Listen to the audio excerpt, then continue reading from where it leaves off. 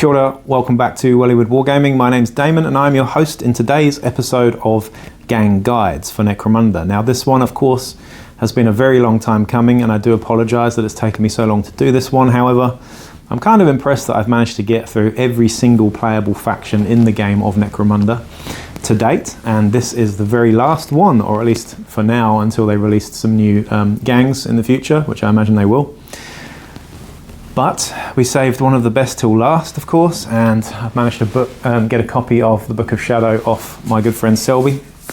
Now, of course, I did want to do this one justice, so I have really read the book in and out, because having played Delaque prior to this book quite a bit, there is some stuff that I just needed to get my head around to make sure that I'm giving you the right information, I suppose. Now, of course, a lot of these opinions are my own, and you may not agree with all of them, but I like to give a very unbiased and sort of outside perspective of these gangs when I do these gang guides as well. So don't be too harsh if I say something that upsets you or whatever, or you completely disagree with me. Just stick it in the comments and great, we'll go from there. Now, I understand that House Delaque are one of those gangs that people have a lot of passion for. If you are a Delaque fan, then you are a Delaque fan, and there's no other gang that will do you. And I can see why, because they're just fantastic. But there are lots of people that can be a bit cheesy with House Delaque. I mean, you can be cheesy with any gang in the game, but Delaque are one of those gangs that people are very, very passionate about in terms of the tactics and strategies that you employ. And I think it's quite funny, actually. I think if you're playing Delaque, you do have somewhat of a right, or more of a right, to be a bit of a dick than you would with any other gangs, because it fits them thematically. So if you're playing Delaque and you're being a bit of a dick, fine. People know you're playing Delaque, so they know you're going to be a bit of a dick. It's just how it works. Anyway, we're going to get into it now. I'm quite excited to do this one. We'll try and cut it down into a reasonable sort of time frame, but I'm going to give you every piece of information I possibly can from this book, really, or at least most of it.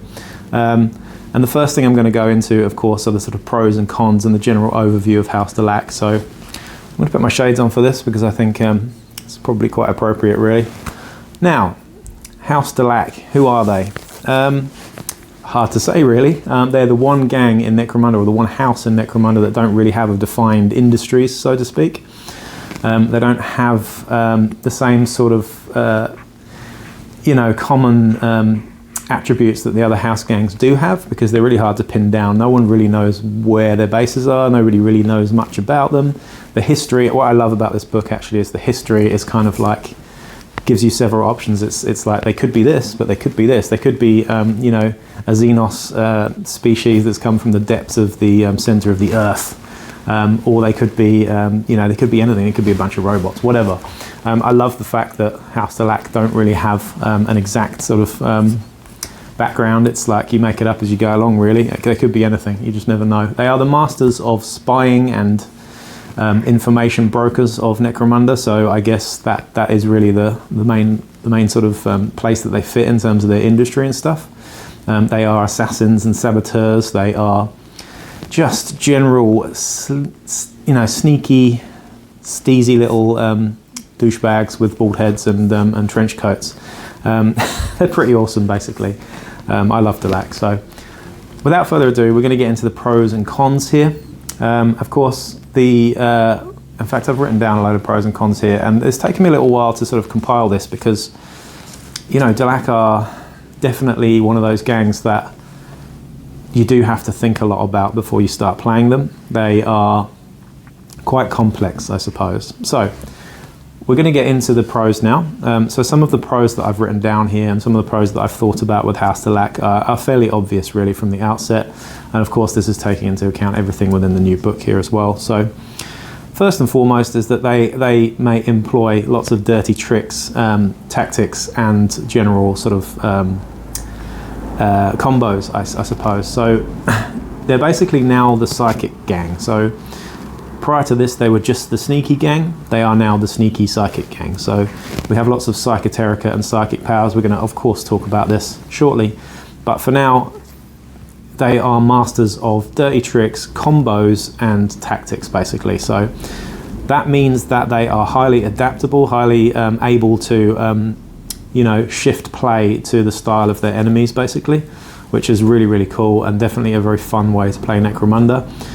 They have tactics and tricks up their sleeves which can counter nearly every foe in the game, whether it be Psychoterica, whether it be actual tactics cards, whether it be types of weapons that they can employ. Delaque have all the strategies to be able to deal with everything. Now, they have really good skill access as well. The main skills that Delaque get as a sort of default across the board would be Cunning, of course, because Cunning is the skill set that goes with Delaque the best, I suppose. Now, Cunning has many, many good skills in it. Overwatch being one of them, Infiltrate being another one, Evade being another one. They're all good skills, really. But we also have Savant skills as well. Now, Savant skills are excellent for, and they really fit Delaque actually, because they're more sort of intelligence skills, I suppose, but you've got some really good stuff that you can use in campaigns to give you extra money and to give you extra, trading boons and things like that as well. So Savant skills go really well with those Cunning skills, I think. However, you've also got Obfuscation skills, which is a bit of a mouthful, that one, but that is the unique skill tree for House Delaque. Of course, the Obfuscation skills are actually some of the better specialist skills in the game. Of course, most gangs, most house gangs at least, have their own sort of specialist skill set. I would say Obfuscation is certainly one of the better ones, if not the best actually. It's pretty good. And you also have agility skills as well on your leader and your champions as well, or at least on your Nactgals. We're going to talk about those guys in a bit. And agility skills are also fantastic too, if you ask me, with dodge, sprint, things like that. The other things that you have in terms of the pros for House Delaque is that you've got three sort of weapon traits here that are really key to how Delaque perform on the battlefield. The first one is Web, of course. Now, Web is a bit of a bone of contention for most people because it is arguably the most powerful weapon trait in the game. It's a bit gross. And Delaque, of course, specialise in web weapons. They have web gauntlets, web guns, web pistols. Web is nasty in that as long as you wound your opponent, then they are effectively seriously injured. So I'll tell you a bit more about Web if you don't know in a bit. But Web's really nasty. It's hard to counter. Sure, you can get Web Solvent, things like that, but it's just, Web can be really, really horrific to play against. And yeah, if you know, you know. The other thing, of course, they get access to Toxin. Not to the level that Escher get access to Toxin, but Delaque are assassins after all, and they like to poison their blades. So they do get stiletto knives, they do get flechette pistols, which are also really, really cool, and a signature pistol for House Delaque there. The other weapon trait that they get access to, and this is a new one, is called Phase. Now I have to mention this here because it is so strong. Now Phase allows you absolutely no save whatsoever.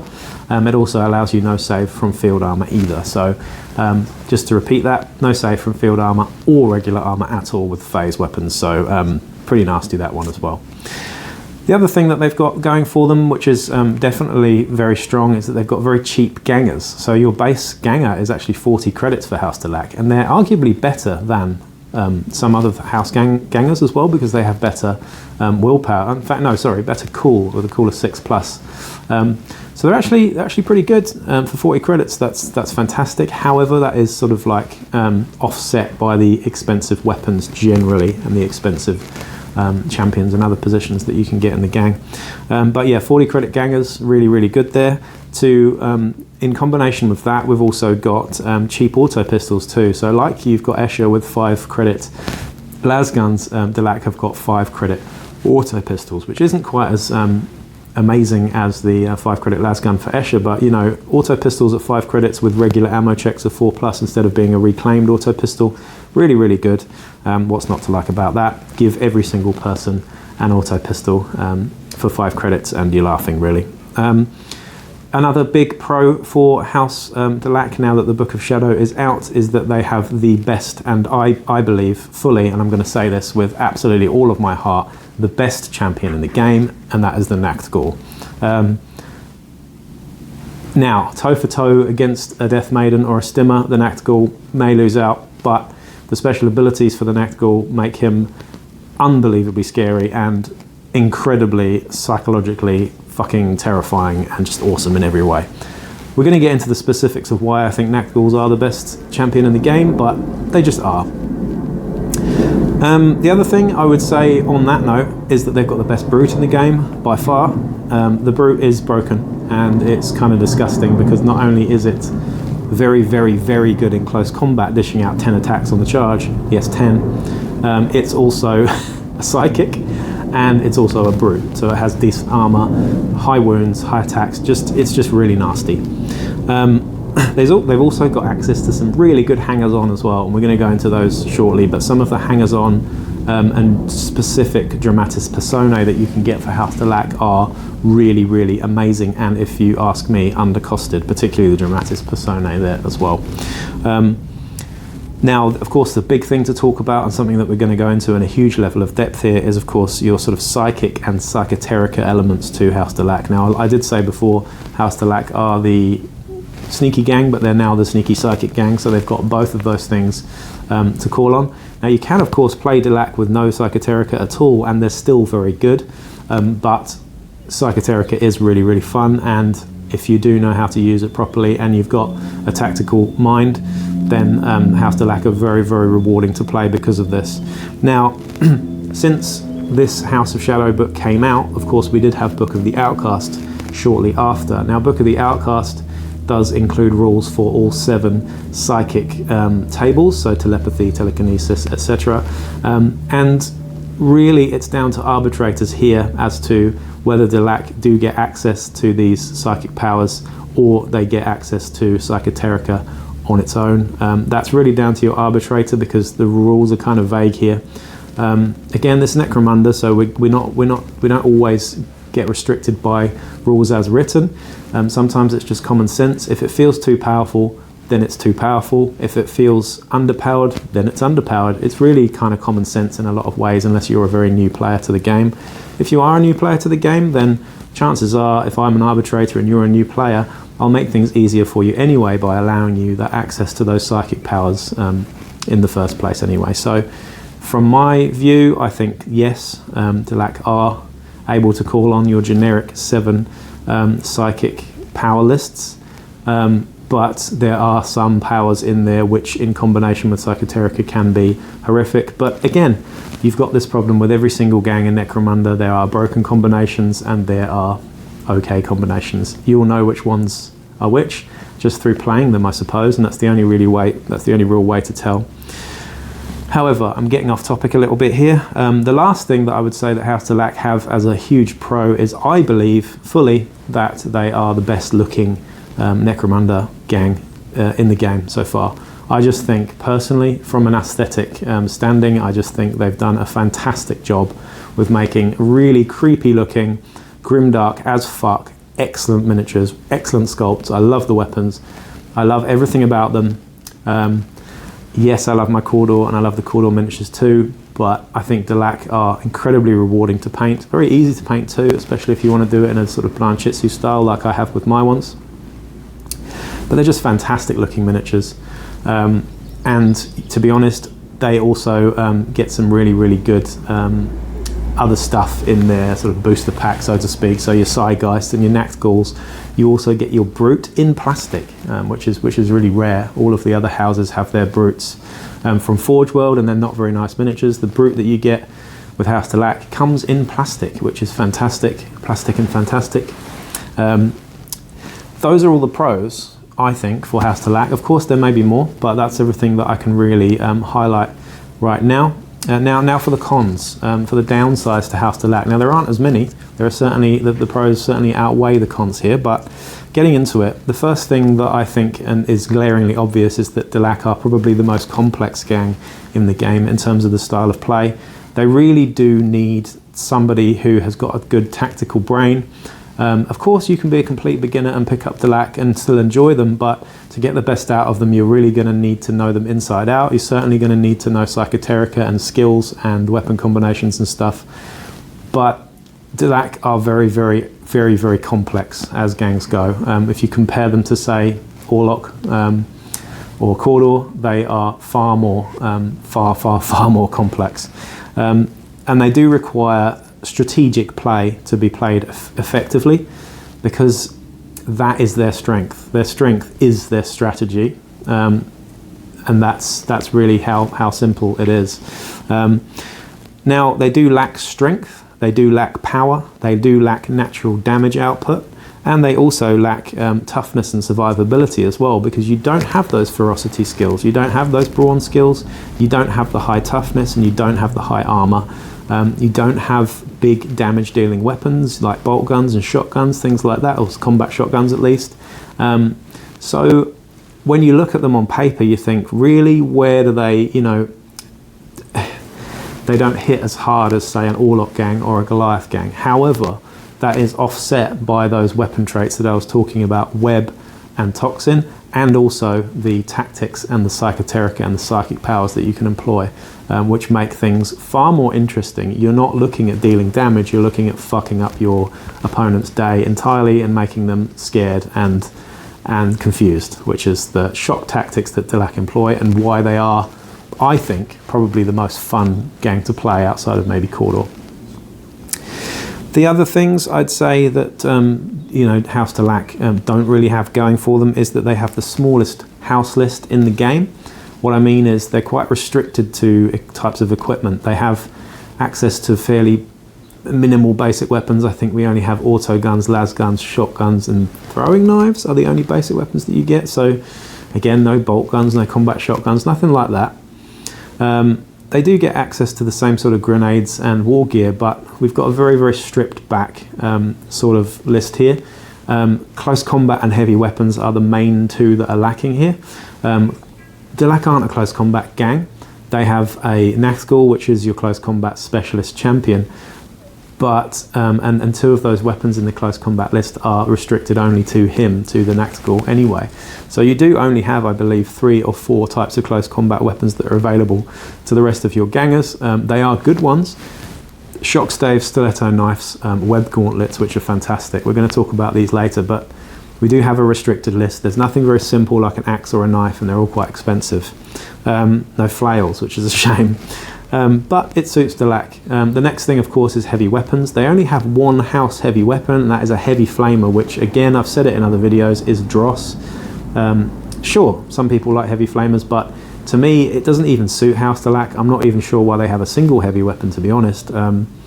I mean, I know they used to back in the day. They used to have a heavy stubber, I believe, and a... can't remember what the other heavy weapon they had in Old Munda. They definitely had a heavy stubber, because I remember the model for it.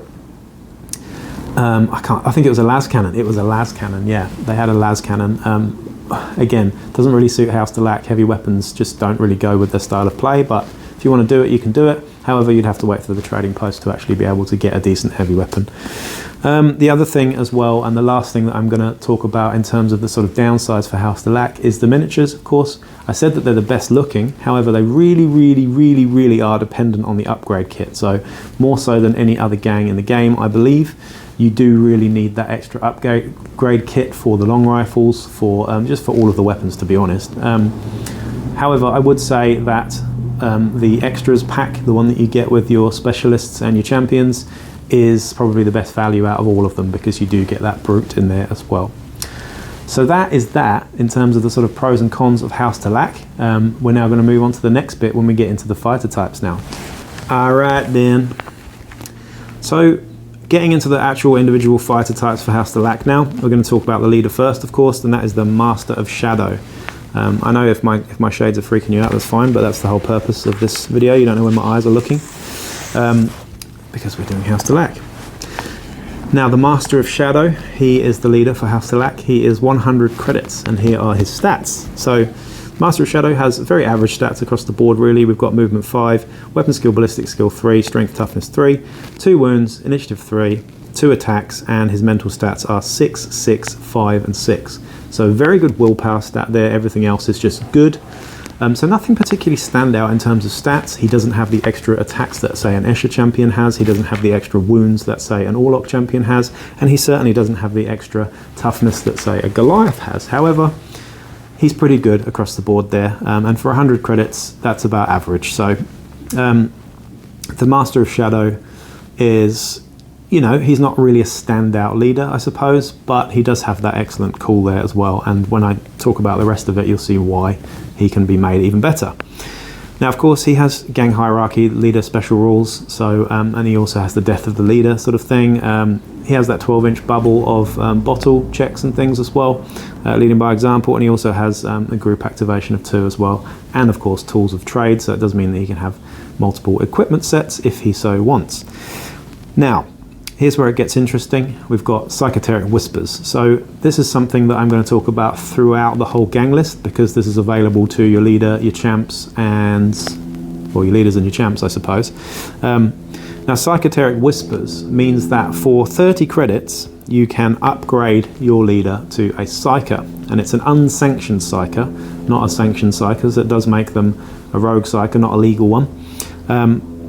Which does have its, its downsides, I suppose, in terms of being captured and stuff. But yeah, I mean, that's just what it is. But being able to make your leader take normal skills, but also be able to take psychic powers and psychoterica as well is cool. Again, just drawing on what I said earlier about whether you can just take strictly psychoterica, which is Delaque only, or psychic powers and or psychic powers as well, is up to your arbitrator. I would say yes, because this book was written before the Book of the Outcast. Again, if it feels too powerful, don't do it. If it doesn't feel too powerful, do it. It's fine. So you do get access to skills on creation as well, though, and the skills that you would get as a leader is agility as a primary. So you could give him skills like evade, you could give him infiltrate, you could give him overwatch if you really wanted to, and of course you get cunning there as well with leadership too. So cunning skills, sorry, I'm talking about agility, like they're cunning skills, but you know what I mean. Agility's got dodge, sprint, clamber, things like that. So the combination of agility and cunning is actually really nice there. And you've got leadership skills too. So if you're running a small crew, you can take things like Iron Will, but there are other skills that you can add to the mix as well, which make it really good.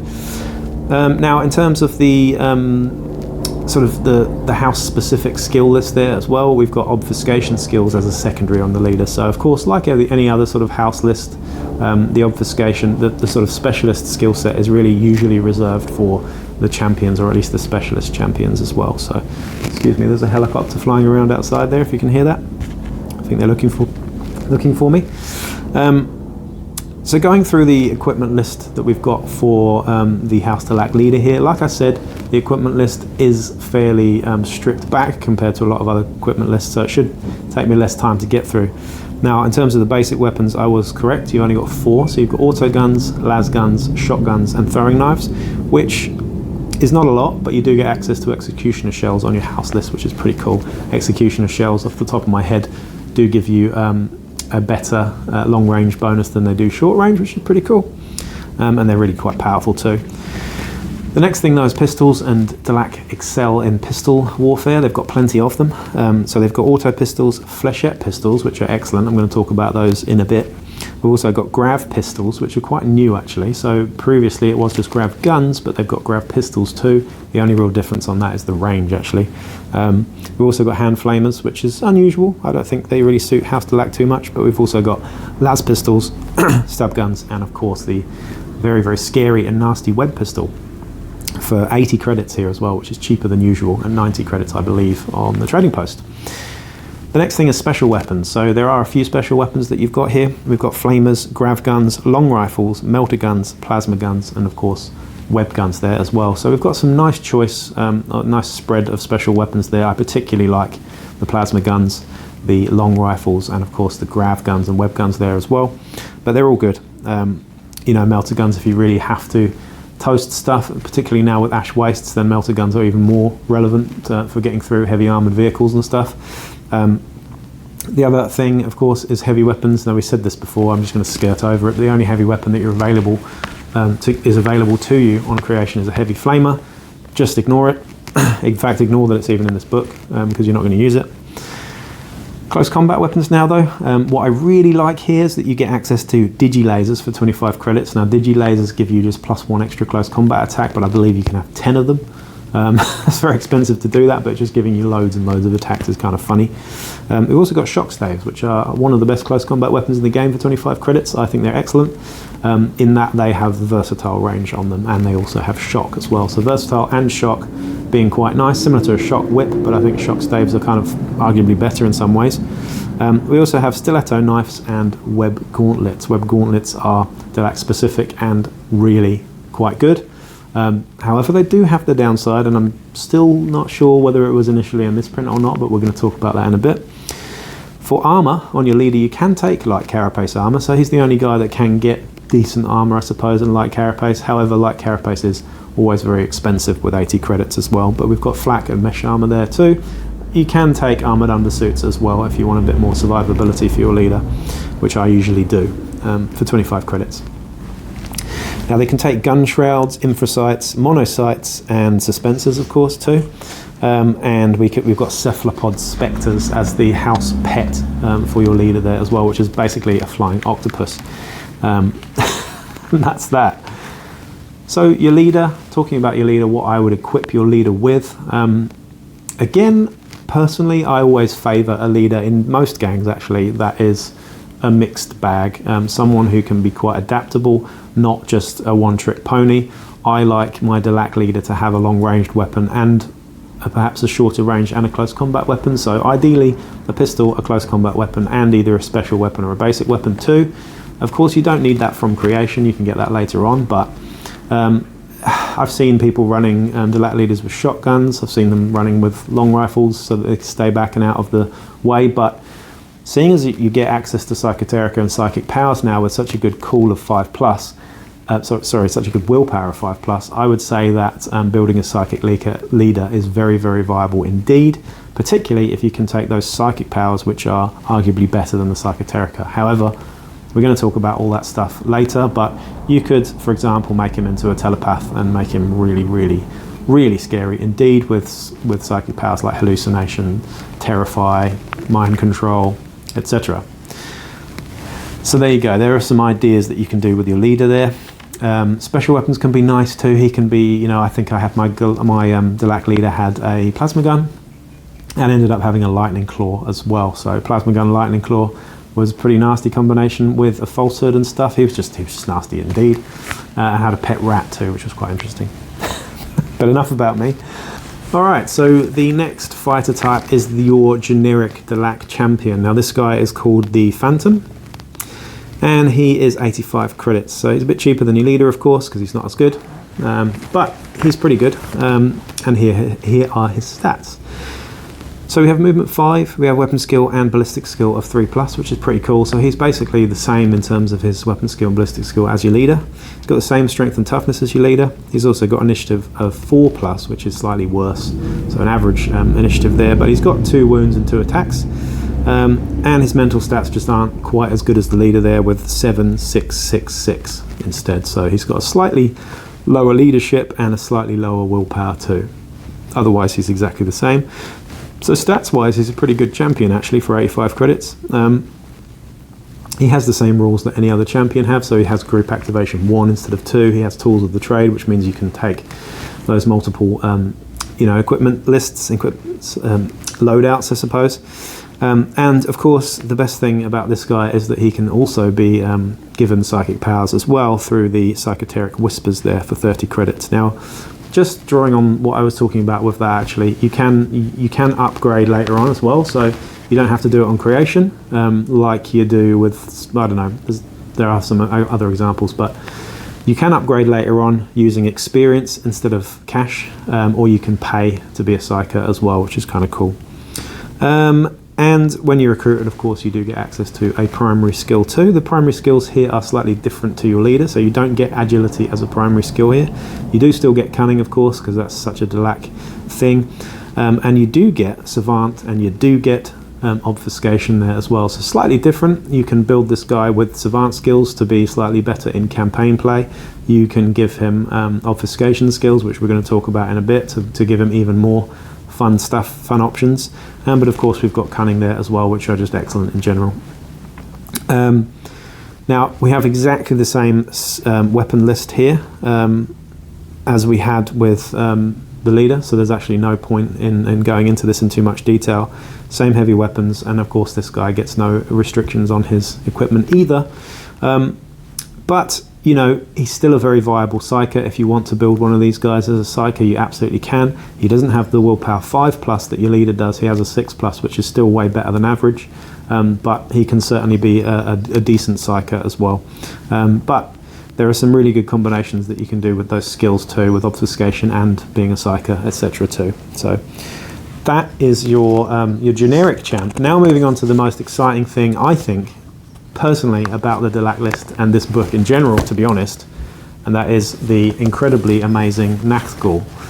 Yes, I said that right, I think. Nachtgul. I say it like a German, it sounds a bit better, but I've heard people say it in different ways. Now this guy is your super champ. So like your Stimmer for House Goliath, like your Death Maiden for House Escher, like your, Techno Dickhead for House Van Saar, this guy's 110 credits. Now 110 credits for what this guy does, I think, is really cheap, and yeah, not bad at all, really. Here are the stats for the Nachtgul. He's movement 6, so he's a bit faster than anyone else in your gang, pretty much, apart from maybe Juves and whatnot. But he's also got weapon skill of 2+ there as well, so he hits stuff in close combat very, very reliably indeed. He has a ballistic skill of 3+, so he can still shoot too, which isn't too bad. And he's got a strength of 4, so he does hit harder than most things too, which is quite rare for Delaque. He's the only member of the team that does have a decent strength there. Of course, with toughness 3, so pretty average on that one. 2 wounds, initiative of a 2+, which is fantastic. So he's very good at, doing dodgy, jumpy ninja stuff. He's also got 2 attacks as well, so he doesn't quite have the scary amount of attacks that a Stimmer or a Death Maiden has. However, when I tell you about the weapons that he gets, that changes things a little bit. Now his mental stats are as follows. We've got a leadership 7, a cool of 6, a willpower of 6, and an intelligence of 7 there as well. So his mental stats aren't actually as good as the average champion, but he doesn't really need those quite so much. Now, here's gang hierarchy champion. He has group activation 1, so he can still group activate, unlike your Death Maiden, and he has tools of the trade as well, so you can take multiple fighter cards for him as well. Also, to boot, and this is kind of gross actually, because it's in addition to the already crazy shit that he does, but you can also give this guy Psychoteric Whispers and make him a Psyker too. Of course, he has Willpower 6, which is the same as the champ, so he's just as viable a Psyker. And I'd be really interested in running one as a Psyker actually. I haven't done it, but I'd like to. I haven't actually seen anyone running in Nachtgul as a Psyker, to be honest, but I think it's definitely a very sexy thing to do if you really want to go down that route. However, the thing that he's best at is fucking with your psychology entirely. This guy is the epitome of everything House Delaque and how they play and how they get into your head from the start. So the special rule for this guy is just excellent. So he has something called From the Shadows. Now this is very similar to Infiltrate, however it's much better than Infiltrate, and here's why. If this fighter should be set up at the start of a battle, they may instead be placed to one side. So they may be, you don't have to. Then, at the start of any round after the first, immediately before rolling for priority, their controlling player may set them up anywhere on the battlefield that's not visible to any enemy fighters and not within 6 inches of any enemy fighters. There you go. If both players have fighters with this special rule, la-di-da, you just roll off to do it. But what that means is that you've got Infiltrate, but you can do it any turn. So what you do is you completely fuck with your opponent's mental health by keeping this guy, who's incredibly scary and hard-hitting, off the board and just waiting for that moment to pounce, or not, or just playing poker with him basically, and scaring the shit out of people with this guy who could possibly come on. Do they want to let their fighters get isolated? Do they want their leader to end up on his own all of a sudden with a Nachtgul around the corner? I just absolutely love this piece of Necromunda. It is just so scary and so amazing to have such a poker card that we've got here. It's awesome. And you can probably see why. I'm very excited about this guy. I haven't actually ran Delaque lately with this book, in fact, but I've played against many Delaque gangs in our campaign, and Nachtguls are the first thing that I look at in a Delaque list that I'm actually terrified of.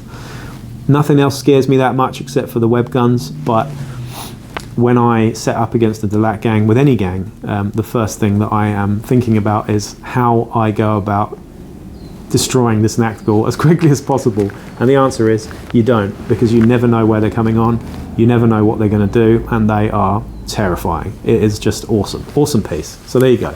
That's my 2 cents on the Nachtgul. Now, for the rest of the stuff for the Nachtgul, of course, we do get agility skills as a primary, because they are ninjas. They also get cunning, of course, as well. And obfuscation is actually a secondary here. So your obfuscation skills, your specialist skills, which usually come on your specialist champion, are actually a primary on your regular champion and not your specialist champion in the case of Delaque here. So that's quite interesting. However, agility skills are fantastic, and cunning skills are too. Of course, infiltrate wouldn't be needed on this guy because he already has something like that, so you're not going to be taking infiltrate on him at all. His equipment list is rather limited, of course, because he is a specialist champion. So in terms of basic weapons, the only thing that you can get is throwing knives. Now, throwing knives are normally something that you're not really that bothered by. They're 10 credits, they're toxin, but they're like grenades, so they're thrown off your strength characteristic. Now, of course, because your Nactgul has strength 4, it does make them much more viable and a pretty good backup weapon actually, because you can throw them a bit further than you can on a regular ganger or a juve or whatever. However, we've got some good pistol options here as well. We've got auto pistols, flechette pistols, which are fantastic, mastercrafted too, and las pistols as well for 10 credits. Remember, those auto pistols are 5 credits, so having a backup pistol on your Nactgul, I think, is absolutely essential, because they can get, if you're playing against a wily player like me who knows actually how to counter Nactguls sometimes, just getting away from them, running away from them, can sometimes just be the best plan of action, particularly if they haven't got a backup close combat pistol. So sometimes you might infiltrate onto the board and not be able to get into that charge range, and you'll be fairly useless if you don't have something to shoot with, at least for a turn or two. So giving them a pistol is really, really quite good, or indeed throwing knives. But the pistol's better because it gives you that extra sidearm attack in close combat as well. Now for the close combat things, and this is where things get a bit scary. I'm going to go into more details about the actual specific Nactgul weapons here, but we have digi-lasers as well, which is pretty cool, and we have Serpent's Fangs for 90 credits. Now Serpent Fangs are big claws that we get on the Nactgul, and they are paired. So they have the paired trait, which gives you a shitload more attacks than you normally get. You can also have a Shiver Sword, which is pretty much a katana, which goes through all sorts of armor, because it's got phase, I believe. What does it? I'll have to have a look. No, it has sever. So yeah, we're going to look at this later anyway. And we've also got stiletto knives as well. So you can have a stiletto knife too if you really want to. But with options like the Shiver Sword and the Serpent Fangs, the Shiver Sword itself is really good for 70 credits. It's like a souped up power sword, sure. But for an extra 20 credits, the claws are so much more scary and worth taking, even though they are 90 credits. You do get access to grenades as well, and I would strongly suggest giving your Nactgul maybe some flash grenades or some smoke grenades just to be annoying. Because you get that strength 4, it does mean that you can throw your grenades a bit further. Choke grenades can be really good on this guy as well. Choke can be pretty nasty actually at times, and particularly if you do get that chem synth as well, just to work in conjunction with gas. But yeah, I'd say photon flash grenades are pretty cool on this guy for 15 credits too.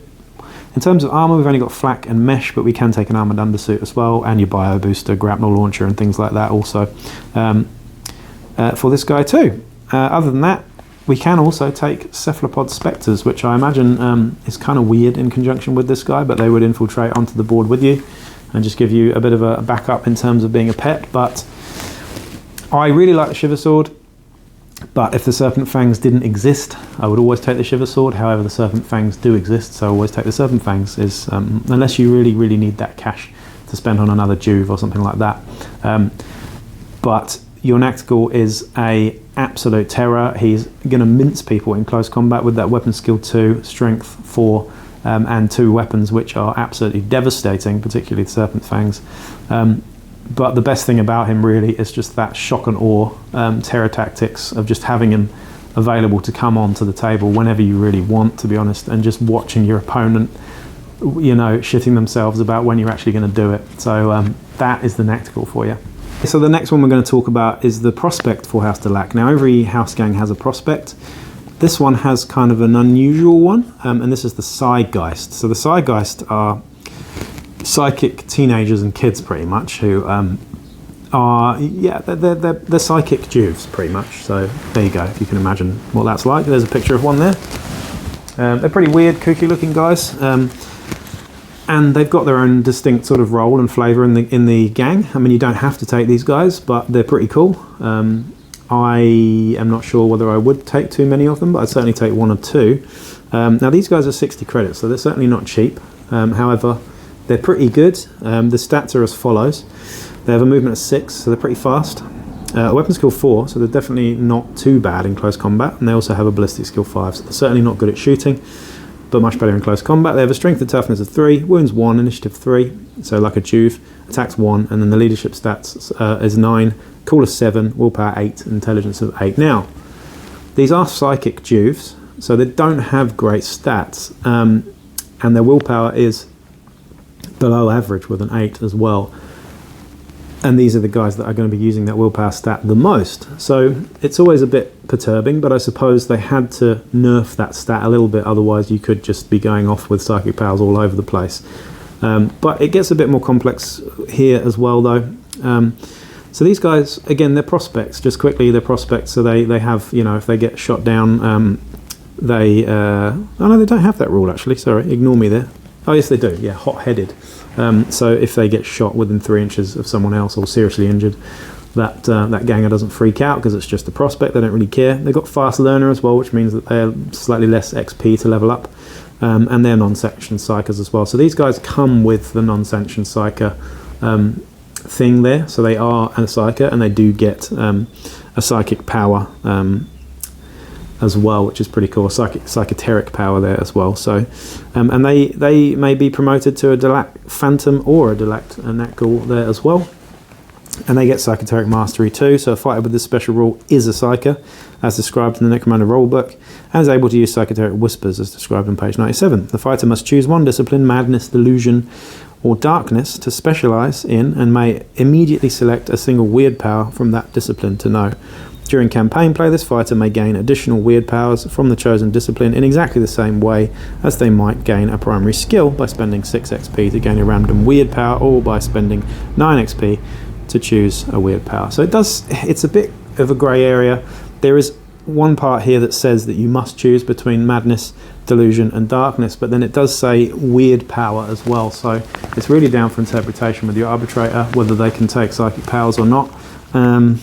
It's a difficult one, that one, but that's what these guys are for. They are psychic Juves, pretty much. Now, in terms of the equipment that these guys get, for each additional weird power, of course, it's 30 credits as well, so you can get multiple ones on creation as well, but that's very expensive to do so. However, you can totally do it. In terms of basic weapons, they get throwing knives. Pistols, they get auto pistols, las pistols, stub guns. Digi lasers and stiletto knives are the only close combat weapons they get, and their war gear is obviously smoke, stun, and scare gas grenades there as well. Flak and mesh is available to these guys too, and they also get a bunch of personal equipment, weapon accessories, and whatnot too. The two things that stand out on their equipment list is the Psychoteric Worm. Now, Psychoteric Worms are a pet that's exclusive to these guys. They're a burrowing pet, and they also act as a channeling psychic accomplice, so you can use them to channel your psychic powers through, which is really cool, but we're going to talk about that shortly.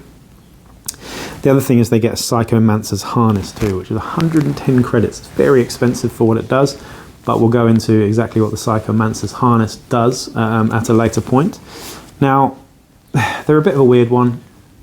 The willpower 8 thing is not great, but increasing your willpower mid-campaign is actually quite cheap to do. It only costs you a few XP to do, so going from 8 to 7 does make them far more viable as psychers anyway. Going for 7 to 6 makes them really, really good at that. So it can totally be done. Of course, they're fast learners too, so you combine that with 2 willpower increases, then it's quite easy to do. So, I mean, for 60 credits with a weird power, it's not bad at all. But yeah, you need to really look into the Psychoterica and weird powers just to be able to get your head around what these guys can actually do on the battlefield and what their role is, I suppose. But pretty cool. If you want to go down the psychic route, then you really do need these guys. But if you don't, then you don't. Simple. The next thing to talk about, of course, is the Ganger. Now, I said earlier that the Gangers are 40 credits, which is actually really cheap compared to some other gangs. I can't really figure out why, because they're actually pretty good as well. The stats are as follows. So we've got movement 5, weapon skill, ballistic skill 4, strength toughness 3, wounds 1, initiative 4, attacks 1, and the mental stats are 7, 6, 7, 7. So they have a slightly better cool than some gangers too. But 40 credits is fantastic. It's really quite cheap. However, I think that is offset by some of the costs of the weapons that they're going to take. So I think that's really the sort of rationale behind why they're a bit cheaper. So they get Cunning as a primary and Savant as a primary as well when they skill up. And of course you can take a Specialist on Creation as well to give him special weapons too. And the special weapons for Delaque are pretty good, of course. Web guns, long rifles being the two that stand out the most to me. Now these guys have a very similar equipment list to your leaders and champs and everybody else before it, really. But in view to that Specialist, of course, we have flamers, grav guns, long rifles, melter guns, plasma guns and web guns. So those are the sorts of things that you're going to want to give to these guys. I would say your specialist with a web gun is excellent because of his average ballistic skill. The web gun goes on the specialist better than it does on anyone else, I would say. But you can also take long rifles on these guys too, which is pretty cool. Or even plasma guns, melter guns, grav guns, etc. too as well. But I think the web gun is the standout weapon that most people are going to take on their gang of specialists for House Delaque there, definitely. Otherwise, I would give them a smattering of auto pistols. You could go down the close combat route and give them shock staves and auto pistols, which is only 30 credits to do that if you want to.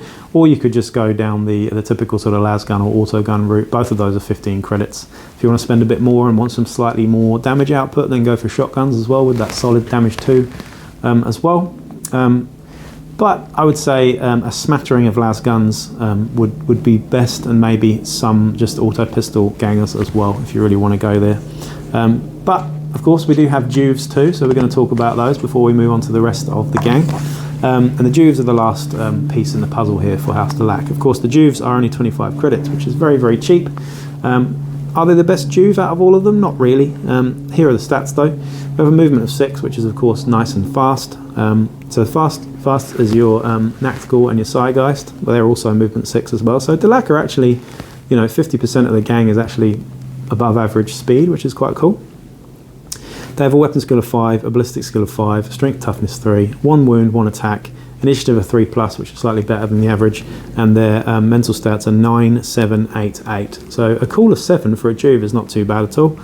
Now of course these guys have, they can be promoted to a specialist, and they also have the fast learner thing there as well, so they can get increases slightly easier or slightly cheaper than other people in terms of XP. In terms of skill access though, they have Cunning as their primary, and they have secondaries of Agility and Savant there as well. And yeah, your typical sort of Juve stripped back list with just pistols and close combat weapons here. I think we've only got shock staves, stiletto knives. Oh, you can take web gauntlets on these guys to make them a bit more hard hitting. But they're pretty good with grenades, smoke grenades and pistols, I would say. But yeah, your auto pistol for 5 credits is just fantastic on a Juve, but you do get stub guns as well for that +2 at short range for 5 credits. So pistols on your Juves is probably the best route, I would say. Now it's worth noting that your gangers and your Juves can't be upgraded to psychers. They are as they are, so that's that for the rest of the gang. And yeah, those are your sort of 5 or 6 positions that we've got in the Delaque gang covered, I suppose. So we're going to go into talking about the next bits now. Okay then, on to the pets. So pets and brutes we're going to be talking about now for House Delaque. Of course, the main pet that we get on our champions and leaders is the Cephalopod Spectre. Now the Cephalopod Spectre is a bit of a weird one. It's a flying octopus, pretty much. It's not very good. It's 100 credits, but it's got its own sort of defined role, I suppose, but it's not as good as your arachnid, cyber arachnid, or perhaps even the mastiffs as well. But here are the details for the Cephalopod Spectre. We've got a movement of 5, weapon skill 4, ballistic skill 5, strength toughness 3, and wounds 1. Initiative 3, attacks 1, and then 7, 5, 6, 4 for your mental stats there. So the thing that stands out the most on the Cephalopod Spectre is that it's very, very smart with an intelligence of 4, as octopuses indeed are. Very, very smart creatures indeed, because they're aliens. They are aliens. This guy flies, so he's got flight, so all the special rules involving flight go with the Cephalopod Spectre, so you can move across difficult terrain, up and down stuff, but not through solid walls, obviously. Now, his special rules, he's got 3 special rules here. The first one is sensor array. So if a cephalopod spectre is within 3 inches of its owner, when the owner is required to make an intelligence check for any reason, roll an extra d6 and then pick one of the dice to discard. So you roll 3d6 for your intelligence check and discard one. Highly situational, but it's good for opening security doors and things as well. But really does depend if you're using the intelligence check much. Now, there are some Psychoterica powers which use the intelligence stat, I believe, and maybe some tactics cards as well. So it is definitely something that comes up occasionally, but not that often, I would say. The next thing is it's got threat response as well, which I think is the same sort of skill that we have on the Mastiffs as well for House Orlock. Now, if your owner is taken out of action within 3 inches of the Cephalopod Spectre, immediately before the Cephalopod Spectre is removed from play, all enemy fighters within d6 of the Cephalopod Spectre suffer a Strength 1 automatic hit, as if from a weapon with the Seismic trait, which is kind of interesting. So it's similar to the Mastiff in that the Mastiff can, I think, carry on attacking or something like that anyway.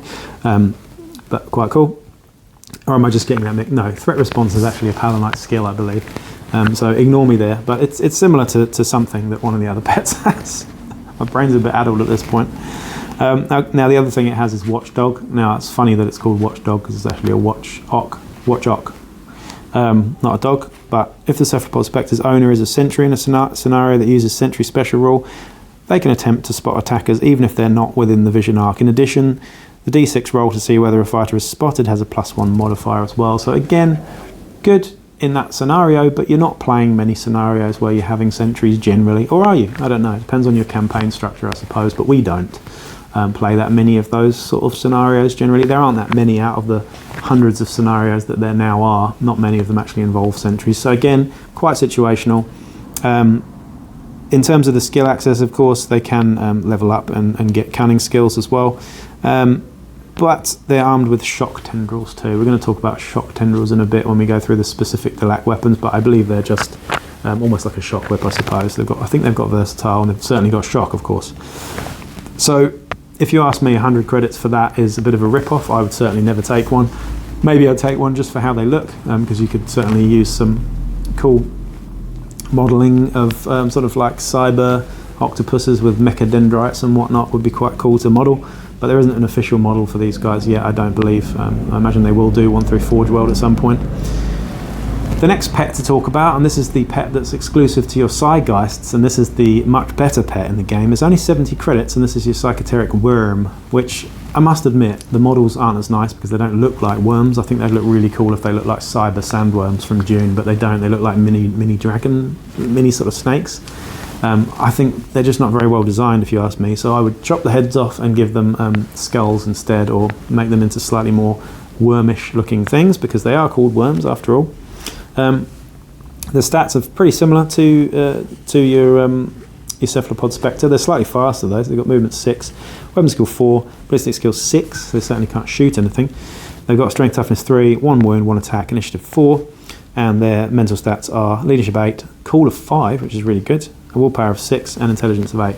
Now the reason why they've got a cool of 5 is that you kind of want them to have good cool, because they're going to spend a little bit of time moving away from your Psygeists. So if they're breaking all the time and running back to your Psygeist, it kind of defeats the point of having these guys, because you want to move them around, because what they do is they increase the range and the cover of your Psychoterica and psychic powers, because you can channel those powers through these guys. Now, they've got a long leash, so just adding to what I just said, they don't have to be within 3 inches of your owner, but 12 inches. So of course you can go over that 12 inches. And if you do go over that 12 inches, you just take a break check to see if they actually run back to the owner. However, a cool of 5+ is pretty good for that. And the main thing that they do, of course, is they're a Psychoteric node. So when the owner of a Psychoteric worm uses a weird power, they may nominate one of their Psychoteric worms that's within 12 inches of the fighter, not engaged and not seriously injured, through which to channel that power. So the fighter makes a willpower check as normal, and if a double 1 is rolled, it is the fighter that will suffer the effects of the perils of the warp, not the worm. So that's kind of interesting. And they also have burrowing as a skill as well. So burrowing means that they can, like flight I suppose, but they can burrow under solid objects, which is pretty cool. and just go in a straight line underneath stuff. These guys are great. Now you don't want to get these guys rushing into close combat much, but they can be really annoying and get coup de grace for you and stuff too. But the main focus for these guys is to make your Psychoterica, which usually has quite a lot of short range, short range on it, longer range and more threatening as a result, I suppose. So that's really what they're for, Psychoteric worms. Now we're going to move on to the hangers-on and brutes. Now I did sort of allude earlier to the fact that the brute is really, really good. But first off, we're going to talk about some of the hangers-on that are exclusive to House Delaque here. So the first thing is the Psychoteric Thrall. I love this guy. He's really, really cool. He's 90 credits, so he's quite expensive. And he's got a movement 6, weapon skill 5, ballistic skill 5, strength toughness 3, wounds 1, initiative 4, attacks 1, and then 9, 8, 7, 7 for the mental stats there as well. What this guy does is he's basically the same as your Psychoteric worm, so he can be a psychic node as well. But he's got a few different sort of stats here, a few different special rules here that I'm just going to quickly go through. A gang with a Psychoteric Thrall can use it as a focal point when a friendly Delaque fighter performs a weird power action. Whilst the fighter is not engaged or seriously injured, a friendly Delaque fighter that's within 12 inches of this fighter may choose to channel a weird power through this fighter. So same thing and same range for your Psychoteric worm there. That fighter makes a willpower check as normal, la-di-da-di-da. Same rules basically, so it's just called Psychoteric Echo instead of Psychoteric Node. The other one it's got is Disturbing Familiar. This is quite cool. When a Psychoteric Thrall is added to the gang, make a note of the house origin. So you pick a different house, and that's the origin that it came from. And it exudes, so this represents the origin of the unfortunate Thrall. Any enemy fighter that belongs to a house, the house that it's from, suffers -2 to leadership and willpower checks made within 6 inches.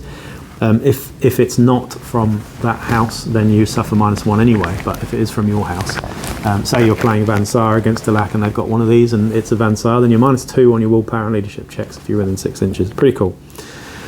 Just a nice little thing to have there. The other one is part of the crew, so unlike other hangers-on, he is part of the crew and he is on the board in all games as well, but he doesn't get XP, doesn't level up. However, he does come with the evade skill, which is pretty cool, and you can also be armed with either an auto gun, a las gun, or a shotgun with solid and scatter. They're also armed with a fighting knife, so I'm pretty much always going to go with the shotgun because it's better value than the other two, I suppose, but depends what you want to do with them. I'd say the shotgun's pretty good because you want to get them into the mix there as well. Now, spikers. Now, spikers have changed a little bit. They used to be monstrously powerful. They're still very powerful, but they're not nearly as tough. So spikers aren't a brute. They're a kind of hanger-on now. They're not your brute, but they're a hanger-on. They're giant guys with floating, big brain guys. They look like Brainchild from X-Men, I suppose. These guys are 90 credits, and they're really, really good value, I think. Now, the stats aren't amazing. They've got a movement of 6, which is pretty good. Weapon skill 6, ballistic skill 6, so you don't want to get these guys in combat at all. These are psychic only. They've got strength toughness 3, wounds 2 though, which is pretty cool, and initiative 3+, attacks 1, and 5, 5, 4, 6, so a willpower of 4+, which is insanely good there. You can have up to 2 of these guys as well. Now, they fly, which is awesome always, and they're part of your crew as well, and they're non-sanctioned psychers, so they do come with that non-sanctioned psyker rule having a slight bounty on them if they get captured and stuff. Now, they come with 3 weird powers, not psychoteric powers, weird powers, and they're pretty awesome. The first one they get is Psychic Scream, so any fighters within 3 inches of the psyker must immediately pass a nerve test, subtracting 1 from the result. Any enemy fighter that fails this test is immediately broken and runs for cover, and that's a basic. So if they do get lost in combat, or locked in combat, I suppose you could do that. The next one is Psychic Assault. This is the reason why you get this, for this psychic power here. Psychic Assault, this is a basic. Nominate an enemy fighter anywhere within 18 inches of the psyker. The nominated fighter must immediately take a willpower check. If the check is passed, the fighter is pinned. If not, then you suffer an injury dice. You lose a wound, basically. It's pretty nasty. So if you pass it, you're still pinned, which is annoying as fuck. I've used these guys, and that power is a little bit scary. It's not very nice at all. It's really good though. Now, if you're doing it on an Orlok leader who's got 3 wounds, then he just takes a wound. However, if you're doing it on someone with only 1 wound, then they're rolling an injury dice. So pretty nasty. The next one is Force Blast. So any enemy fighters within 3 inches of the Psyker immediately push D3+1 away. And that's a basic as well, but there's not really much talking about that one. Much point in talking about that one, because Psychic Assault is really the only psychic power that you're going to be using every single turn, if you ask me, because it's that powerful. He carries no equipment, and he has no skills, so no armour. Thankfully, it doesn't come with a displacer field or anything like that, I think, like they used to. They used to have 3 wounds or something as well, so yeah, or 4 wounds maybe. But yeah, they used to be a brute. They've changed things a little bit now. And now, the brute is even worse. So, in talking about the other sort of house specific Delaque hangers-on though, this one isn't actually specific to House Delaque, but the Whisper Merchant is slightly cheaper, so you can get him for 60 credits for normal gangs, but 30 credits for House Delaque, which is actually really, really good. This guy has Useful Lies, so he's pretty cool actually. During both the pre-battle and post-battle sequences, a gang with a Whisper Merchant may count the result of a single d6 roll as a 6 when taking the following actions: determining a scenario, choosing crews, receiving rewards, including rewards from territories, and seek rare and illegal equipment. This ability can only be used once in each sequence, and each time it's used, make a note. So once you've used that 6 times, he leaves your gang. But for 30 credits, you're making, if you do that 6 times on your winnings and get an extra 60 credits for it, for example, then he's definitely worth it, isn't he? So that's your Whisper Merchant. Otherwise, of course, they get access to all of the other hangers-on that most generic gangs get. So you've got your Gang Lookout, your Rogue Doc, your Ammo Jacks, etc., etc. And your Dome Runner and Slopper, of course, there as well. You've got a little bit on Yagaloth, the Master of Whispers here. I'm not going to talk about Yagaloth or Calfixis because they're insanely good. The next thing we need to talk about is even worse, and that is, of course, the Piscean Spectre. Now, this Piscean Spectre is rumoured to have the brain of an ancient Xenos race that comes from the depths of Necromunda, and it looks like this. Now, again, this guy actually comes in plastic on your extra sprue for Delaque, so it comes with the Psygeist and Nacticals, and he is disgustingly powerful. So he's 205 credits. The stats are Movement 5, Weapon Skill 3, Ballistic Skill 5, Strength and Toughness 4, Wounds 3, Initiative 3, Attacks 4, which is pretty high, and then 7, 6, 6, 8. So he's got a good willpower there as well, and a good cool. And this guy is your brute, remember, so you're comparing him to the other brutes in the game already with the stats pretty similar, I suppose. Now, he comes with paired Psychomantic Claws, and is also equipped with light carapace armor, so he's a 4+ save out of the box, but the paired claws are really what the problem is there. You'll see why in a second when we talk about it, but this guy also may purchase additional weird powers from the chosen psychoteric discipline when they're added to the gang. Additional powers can only be purchased from this way, blah, blah, blah. 30 credits to make them a psyker. So you've got a psychic brute now, which is very scary indeed, as if they weren't bad enough for close combat. They're now psychic too. They fly, and they have psychoteric mastery as well, and they're a non-sanctioned psyker. So, and the other thing, they have the fearsome skill, which means that you have to take a willpower check if you want to charge them. Of course, you're never going to want to charge these guys, and here is why. So they have 4 attacks base. Of course, they have a paired weapon though. Now, 4 attacks base with a paired weapon means that you have 8 attacks base, because it doubles your basic attacks characteristic when you're charging. So there you go, you're charging with 8 attacks. However, you're charging, so you get +1 for that too, and you've got 2 weapons. So you get 10 attacks when you're charging, 10 attacks when you're charging with shock and all sorts of nasty stuff. So very, very nasty indeed. 10 attacks with, what, weapon skill 3+? It's going to mince anything. It's more scary than anything Corpse Grinds is going to bring to you. I can't think of anything more scary than 10 attacks in close combat, really, especially a guy that's got 3 wounds, toughness 4 and a strength of 4 as well. That's just disgusting. To add to that, in terms of skills, we actually have access to ferocity too, and ferocity skills, if you combine that on this guy and you're lucky enough to get Nerves of Steel on him, then oh my god, it's just horrendous. So this guy, I would say, is a bit broken. I would take him if I was in a very competitive campaign against and I wasn't doing too well, then I would take one of these guys. But if I was top of the pile and I took this guy, I think everybody would hate me. But remember, we're also talking about something that can take psychic powers there as well, and he's got a decent willpower to be able to use them with a 6-up too. So lots of things you can do with that guy. Very, very scary indeed. Of course, you can take ambots too, but they don't really suit Delaque too much.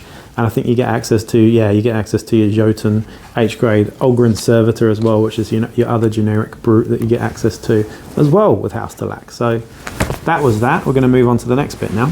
So the next bit we're talking about here, of course, are the gang-specific skill lists, and that's the obfuscation skills here. So of course, like any skill list, we have six skills in here, and they are as follows. The first one is Faceless. This is excellent. Now, from the start of each round until after this fighter has activated, enemy fighters must pass a willpower check to target them with a ranged attack or place a blast marker so that it is touching their base. If the check is failed, the enemy fighter may choose another target. Now, of course, you can still charge this guy in close combat, no problem, but in terms of ranged attacks, what I really like about this skill is the fact that it actually specifies that you can't be cheesy and put a frag grenade touching them. You actually have to place it outside of them if you really want to do it. Pretty cool though. It's kind of like a corpse grinder mask, but yeah, I think that's excellent on your leaders and champs because it gives you a bit more survivability and a bit more threat as well. Really, really good skill, that one. The next one is Psi Touched. Now this one's actually really, really good if you have got a Psyker because it's going to save your bacon quite often, I think. Now this fighter may re-roll willpower checks when attempting to activate the weird power or to resist them. And when visiting the black market as part of the post-battle sequence, the fighter may always choose to purchase Ghast. I'd ignore the bit about Ghast because it's something that you're not really going to do that much, unless you really want to, of course. But the main thing that you're going to get that for is being able to re-roll your willpower check. Of course, you do need to accept the second roll, I believe, but if you roll a double one and get Perils of the Warp or whatever, then it happens quite often. So being able to re-roll that does increase your chances of not only pulling off the psychic power, but also not suffering from Perils of the Warp when you roll that double. So Perils of the Warp can take you out. It's pretty nasty. I've actually had, this is really funny. So with the old brute, the old Spiker, he pulled off a psychic power standing next to my Delaque champion, my double flechette wielding Delaque champion. At sort of the end of a campaign, he pulled off a psychic power, but rolled a double, and then he exploded, got a movement nerf, and killed the champion right next to him. So, like, killed, dead. 66 on the injury table there. So it happens more often than you think, and it can be pretty nasty if you're very unlucky like I was. So that's that one. Moving on to Takedown next, and this one's quite interesting too. When this fighter takes an enemy fighter out of action, place that enemy fighter to one side. At the end of the battle, if this fighter's gang has won the scenario, then instead of using the normal method for determining if enemy fighters are captured, roll a d6 for each enemy fighter that was taken out of action and placed aside by this fighter. On a 4+, this fighter has the choice to automatically capture them. So you don't have to roll that 13+ or whatever it is, you just roll the 4+. So you give that to your Nakthgal, who's quite likely to take a lot of fighters out of action, and you're pretty much almost guaranteed to get, to get someone. It's pretty good. It's not my favourite skill in the bunch. But it's still quite good.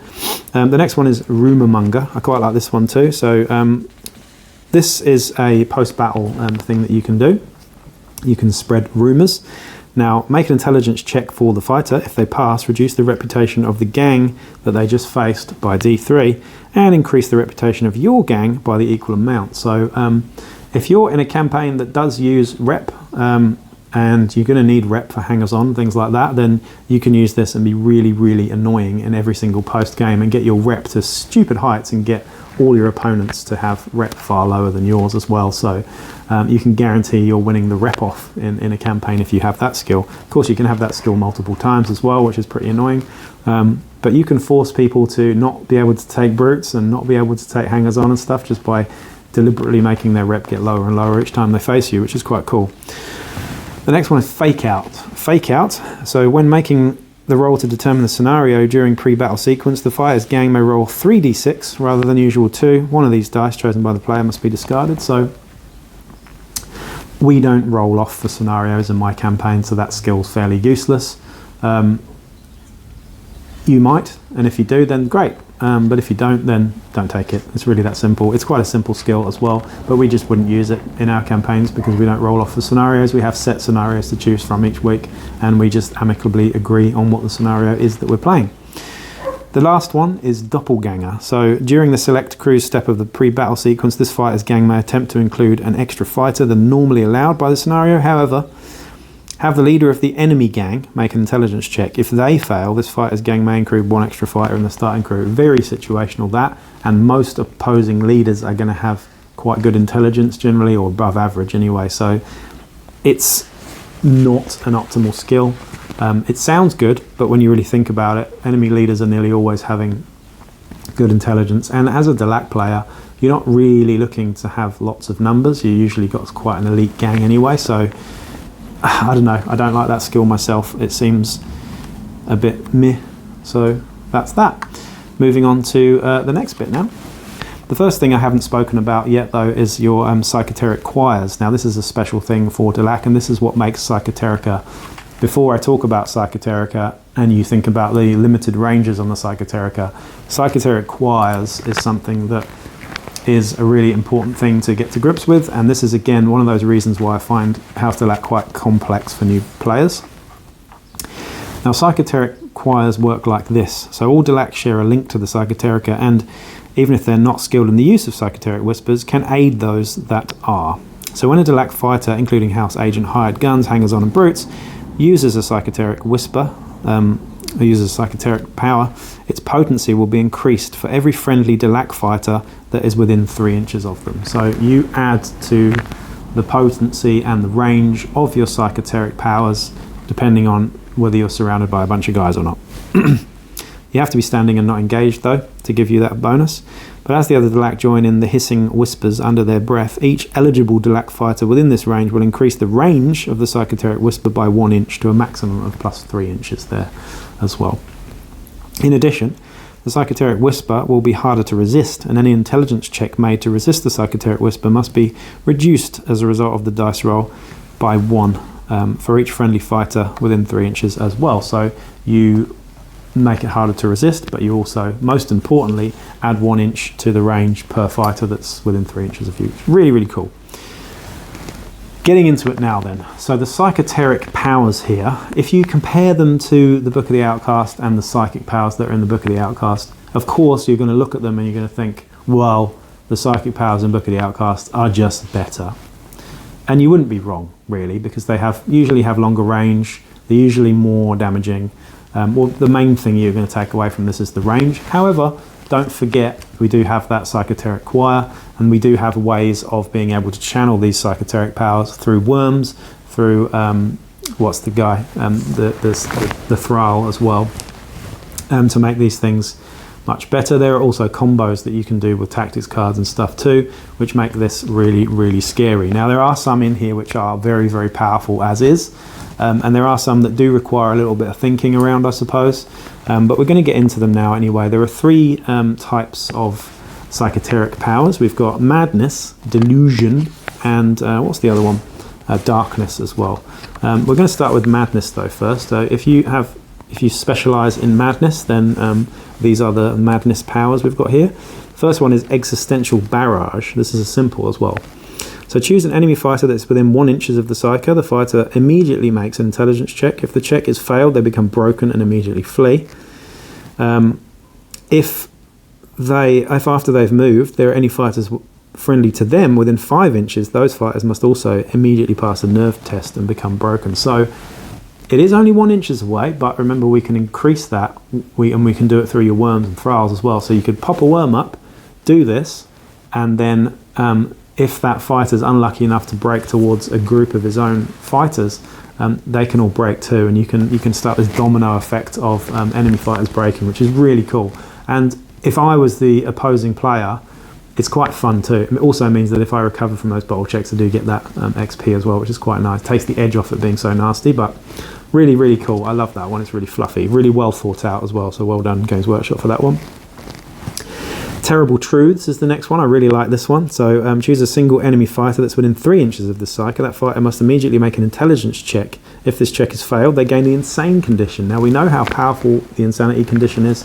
It really is. Of course, the range is only 3 inches on this, but you can, of course, increase it or do it through your thralls and your worms. And that makes this very scary. The intelligence check thing as well, remember that does kick in with your Psychoteric Choir as well. So for every friendly fighter that we have within 3 inches there as well, does exude that -1 to intelligence checks too, which makes this even more powerful. It's interesting that it goes off intelligence checks as well. It's quite cool, instead of willpower checks like normal. The next one is Psychotic Lure, which is a basic. Choose a single enemy fighter that currently has a ready marker that is within 3 inches of the Psyker. The opposing player must activate the fighter in the next turn. The chosen fighter cannot perform a group activation when activated. So you're forcing that player to go first, which can really mess up your opponent's plans. It doesn't sound too powerful, but it's pretty good because it means that he might want to charge you with his Death Maiden, but all of a sudden you're making his little sister go instead. Or it's quite nice. I quite like that one. The next one is Cyclopean Gaze. Now this is a double. Choose a single enemy fighter that currently has a ready marker and is in 1 inch of the Psyker. The chosen fighter immediately loses their ready marker. So again, it's only 1 inches, but don't forget we can extend these ranges as well. So I keep having to reiterate that because when you read them and you think, oh, the range is too small, we can always make it longer. There are always ways and combinations which we can make these psychoteric powers much more powerful. The next one is Craven Howl. They've got such good names, these. This one is Continuous Effect as well, and it's a basic. While this power is maintained, broken enemy fighters cannot attempt to rally within 5 inches of this Psyker. So if you combine that with Existential Barrage, it could be some nasty little combos there as well. The other one here is Unrememberable Utterance. A bit of a silly name, that one. Unrememberable Utterance. Bit of a mouthful too. But this is a simple, and it's Continuous Effect too. So it's simple means you can, try and do it twice in a turn. While this power is maintained, all enemy fighters who activate within 3 inches of this Psyker can only perform 1 action rather than the usual 2. Note this means the fighter will be unable to perform a double action like a charge. So pretty cool, that one. If you're surrounded by close combat fighters that all want to charge you, then all of a sudden they can't. They can only move or shoot or whatever. Great against corpse grinders. The next skill tree or psychoteric tree that we're going to be talking about here is Delusion. So these have all got their own themes. Of course, that was Madness. This one's Delusion, so you can see there's going to be quite a difference here. This one's really good, and this is Spatial Psychosis. So this is the first one. It's a simple. Choose an enemy fighter within 12 inches of this Psyker. So this one's got a decent range on it already. And making sure that they're not standing or engaged. The fighter immediately becomes pinned. Note that if the fighter is within ½ inches of an edge or platform, it may cause them to fall. So I really, really like that one, particularly that it's a simple. So it does mean that you can pin 2 enemy fighters in a turn if you really wanted to, if they're in range as well. 12-inch range is great too. So you can use that one out of the bag. It's a pretty good one. I think a lot of people will take that on their prospects and stuff, to be honest. The next one is Seen Unseen. This one's also really cool. So this is a basic continuous effect. So choose a single enemy fighter that is within 3 inches of this Psyker. While this power is maintained, the chosen fighter treats all fighters as being enemy fighters, and all fighters treat the chosen fighter as being an enemy fighter. Note this means any rule, special or otherwise, that affects friendly fighters or friendly faction fighters ceases to work for the chosen fighter while this power is maintained, as the chosen fighter has no friendly fighters of any sort on the battlefield. I really like that one. You're probably thinking, what the fuck, what was all that about? But it's pretty cool. You know, this is particularly good when you combine it with tactics cards and things like that, and bottle checks and whatnot too, if you think about it like that. That can be really cool. I like that one a lot. The next one is Ghost and Shadow. This is a basic. So choose a single enemy fighter that's within 10 inches of the Psyker. The Psyker's controlling player may immediately change the fighter's facing. In other words, they may turn the model to face any direction. Now that's quite situational, but you can do some nifty stuff with that. With direction facings and whatnot, you can line them up for a backstab or something like that, but you could also you could also be out of their line of sight. So for example, you could do it on, say, an Orlok guy with Iron Stare, turn him round so you don't have to make that willpower check to shoot him. Quite nice. There are loads of different things that you could do with that one. It's not particularly powerful, but there's some nifty stuff that you can do with it, certainly, like you can with any of these, to be honest. The next one is Deceitful Thoughts. This is a double. Choose a single enemy fighter that's within 5 inches of the Psyker. The fighter immediately makes an intelligence check. If this check is failed, the Psyker's controlling player may immediately move that fighter up to the move characteristic in any direction. Know that they may not move enemy fighters off ledges. But I quite like that one. Again, you can extend the range through your worm and stuff and just move them away. So if it's a really scary fighter that's going to do you some damage, just move them away. Or move them towards you and then charge them with your Zeitgeist and mince them up. Things like that. So you can do some cool stuff with that one as well. The next one, I really like this one because it's super fluffy, and I've had this one done to me as well by Selby, who's made my own champion take themselves out and stuff like that. So I think he did it on my Eviscerator and made me eviscerate myself at some point. But it's really good. Suicidal Embrace is a basic. So choose an enemy fighter that's within 3 inches of the Psyker. The fighter immediately makes an intelligence check. If the check is failed, the fighter must resolve a single close combat attack against themselves with a melee weapon chosen at random. So if you only have one melee weapon and it happens to be a web gauntlet or something really scary, and you just can't stop hitting yourself, basically. It's really funny. I quite like that one a lot. Can really mess up your plans indeed, especially if you've got an Eviscerator or something with Sever. Very nasty indeed. The last one for Delusion is Opprobrious Curse. This is simple. Choose an enemy fighter that's within 3 inches of the Psyker. The fighter immediately makes a toughness check. If this check is failed, the fighter immediately suffers a flesh wound. So that's quite cool as well. Better on slightly less tough fighters, like not Goliaths and Ogryns, obviously. But quite a cool one there as well. It reminds me of one of the Articles of Faith, actually. Quite similar, I think, isn't it? Moving on to the last tree, or the last discipline, I suppose, in Psychoterica, and that is Darkness. This one I really like. I like the Darkness ones. They're really cool, really fluffy. The first one is Cacophony of Silence. So a bit of a strange one, that. Cacophony of Silence. Can you even have a Cacophony of Silence? I suppose that's the point. This is a double, but it's a continuous effect there as well. So while this power is maintained, all enemy fighters within 5 inches of the Psyker must re-roll successful hit rolls when making a ranged attack. So in general, pretty cool, that one. But again, it's 5 inches, so you need to extend that range quite a bit to make it really useful. The next one is Penumbral Mirror. Now this one right here is killer. It's really, really good. And here's why. It's a basic. Choose one enemy fighter and one friendly fighter that are both currently within 5 inches of the Psyker. Immediately move the chosen friendly fighter to any other point within 5 inches of the chosen enemy fighter. The chosen friendly fighter may even move into base contact with the enemy fighter. So you could, if you wanted to, move your Nactgul into base contact with the enemy leader and slice them in half with a Shiver Sword or whatever.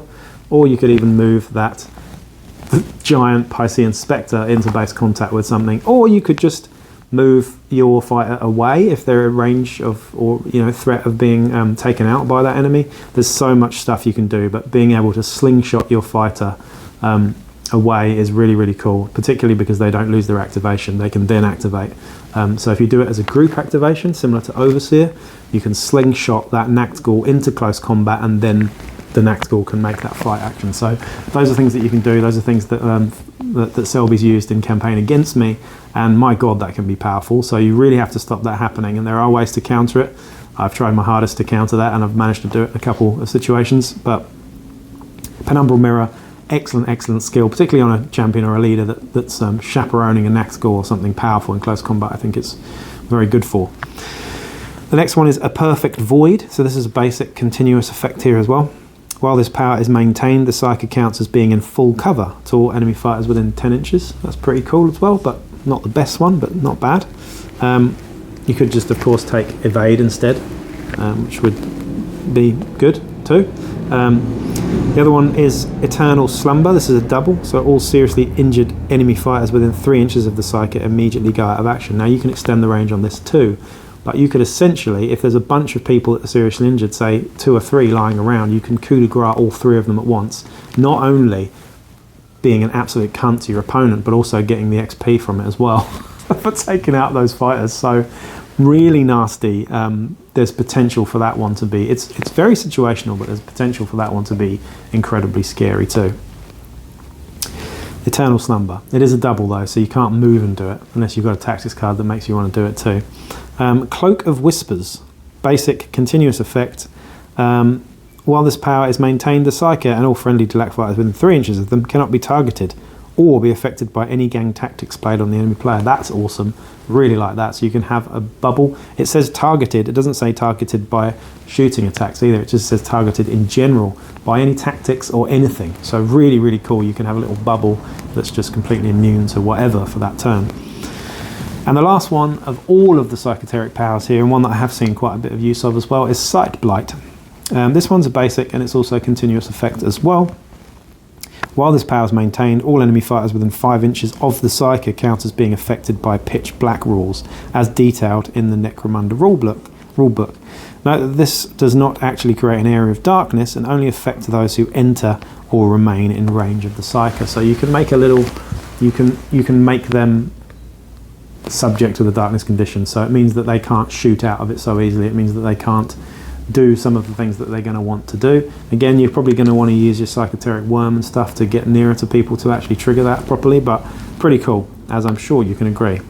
Now, we're not going to talk about Delaque terrain because we did a whole video on gang-specific terrain. We're not going to talk about house favors or subplots either, because it's just too much to talk about. Now we're going to be talking about the weapons and equipment for House Delaque that are specific to the house here. So the first thing we're going to be talking about going down the list is, well, we've got auto pistols. We might as well talk about those quickly. Auto pistols are great. They're rapid fire. They've got ammo 4+, 4-inch short range, 12-inch long range, and +1 to hit at short range. Strength 3, damage 1, rapid fire and sidearm. The reason why I'm talking about them is because they're 5 credits. Now that is excellent for 5 credits. Reclaimed auto pistols are 5 credits, but they have an ammo of 5 up. These don't for Delaque. They have an ammo 4 up, which makes them far more reliable and excellent sidearm. I would suggest taking them on pretty much every fighter in a Delaque list. Moving on though, the next thing we've got is the Fléchette pistol. Now the Fléchette pistol is strictly House Delaque, so this is only available for Delaque fighters, and the Fléchette pistol is a kind of rapid fire needle pistol basically. So it has 2 weapon profiles. It has solid and fleshbane ammo. And here are the stats. So it's very, very similar to an auto pistol. The solid shot is, I think, exactly the same as an auto pistol. So we've got 4-inch short range, 12-inch long range, +1 to hit at short range, 3 damage, 1 damage, 3 strength, ammo 4+, rapid fire, sidearm. But the only thing it has on the auto pistol is that it's silent as well. So it does not trigger alarms and whatnot if you're playing those scenarios with sentries and whatnot. The more exciting profile, and the one that you're going to be using when you're shooting multi-wound targets mainly, is the fleshbane ammo. Now fleshbane ammo is exactly the same, but it doesn't have the +1 to hit a short range. Instead of having a strength statistic though, it is of course toxin as well. So it's rapid fire and it's toxin. So it's like a needle pistol, but it's rapid fire. Pretty nasty. It's also scarce though, and it's got a 6+ ammo, but it's also silent too, which is pretty cool. So that one's really nasty, particularly good for killing champs and people with multiple wounds, because toxin as well, pretty nasty. So that's your Fléchette pistols there. The next thing we're going to talk about quickly is your Grav pistol. Now the Grav pistol is similar to your Grav gun, I suppose, in lots of ways. The only key difference here is that it has different range. Grav pistol has a range of 6-inch short range, 12-inch long range with +1 to hit a short range. Now it doesn't have strength because it has graviton pulse instead, which is working off the opponent's strength. But it does mean that it's -1. It has got -1 AP here, but Grav does specify that you don't get a save, so it's interesting that they've got the -1 AP there as well. But it's also damage 2, which is really nasty. A 5+ ammo check and a blast 3 inches. So a pistol with a 3-inch blast template is fantastic. I really, really rate Grav weapons in general. It's also got concussion as well, which is -2 initiative if you get hit by it. And that Grav bubble, that 3-inch template, does stay there for the rest of the turn as well, and it's harder to move through that template as well. It takes double your movement to move through the template, I believe. But that's your Grav pistol. The next thing we're going to talk about here is, well, your web pistol, of course. We need to talk about web pistols. They are the elephant in the room, because they're only 80 credits for the Delaque gangs. They're a bit cheaper. They're a template, so they're still the same size template as the web gun. They're strength 4. They have no AP. But you don't get a save against them at all anyway, so you're wounding most fighters on a 3 and they are webbed immediately, so they count as seriously injured for the sake of stuff. And they're silent, of course, and they've got a 6+ ammo as well. So really, really nasty. Template weapons mean that you're auto-pinned If you wound, it means that you're seriously injured, or effectively seriously injured as well. So pretty nasty. Of course, the bigger version of that is the web gun. The only difference between the web gun and the web pistol is the amount that it costs, which is considerably more. I think 55 credits more. However, it is strength 5 instead of strength 4, so it's better at wounding Goliaths. I would still say that the web pistol is better, really, for the cost, to be honest. The other thing is the grav gun. Of course, the grav gun is the same again as your grav pistol that we just talked about, except the short range is 9 inches and long range is 18 inches. So you only get 6 inches on the range of the grav pistol. So I do really like the grav pistol. It's awesome. You do have long rifles, melter guns, plasma guns, and that's that for in terms of the weapons there. You've got the only heavy weapon we've got on that list is the heavy flamer, which we're not going to talk about at all because it's crap. There you go, I said it again. Now here's where things get interesting. We've got your classic. What am I on about? You've got your close combat weapons now. So close combat weapons here. The Digilaser, may as well talk about that because it's available for your leaders and champs here. Your Digilaser has a 3-inch versatile range, which is really, really awesome. However, it's only strength 1 and damage 1, has no AP.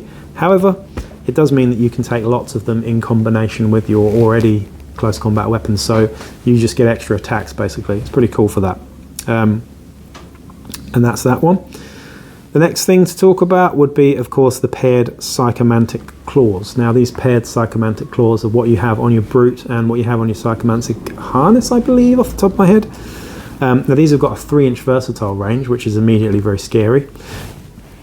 And they're strength +1, so again, quite good. There's no AP on them, and you'll see why in a second, but they're damage 1. They have paired, which doubles your base attacks characteristic, making that brute have 10 attacks, like I said. They've also got shock, which is nasty, auto wounding on 6s, and they have phase too. And phase means that you don't get a save, regardless of how good your armor or your field armor is as well. Very, very nasty indeed. The next thing we want to talk about, and of course is my favorite weapon in the Delaque list, is the Serpent's Claws.